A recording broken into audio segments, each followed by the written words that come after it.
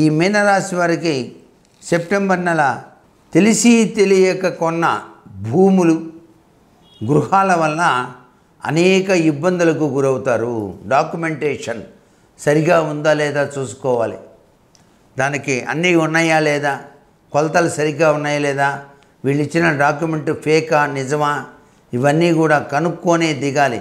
భూ సంబంధమైన వ్యవహారాలు కానీ నూతన గృహ ప్రయత్నాలు కానీ దీనివల్ల అనేక ఇబ్బందులు గురవుతారు.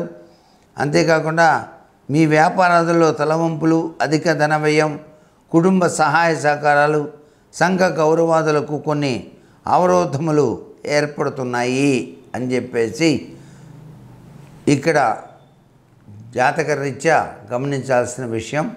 ఏది అయినప్పటికీ మీనరాశి వారికి బాగా కలిసి రావడానికి అన్నదానము అనేటువంటిది ఆచరించాలి.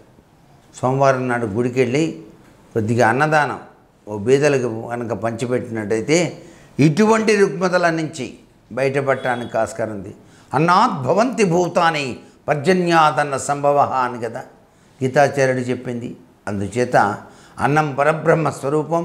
ఆ స్వరూపాన్ని కనుక ఆకలేసి అన్నం అడిగే వాళ్ళకి పెట్టినట్లయితే శతమానం భవతిగా జీవితం కొనసాగుతుంది.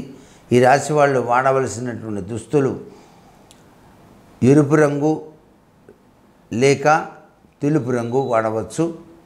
వీళ్ళు ఏ పనికి బయలుదేరినా గురు శుక్ర సోమవారాలు కలిసి వస్తాయి. వీరు ఏ పనికైనా బయలుదేరి వెళ్ళవచ్చు.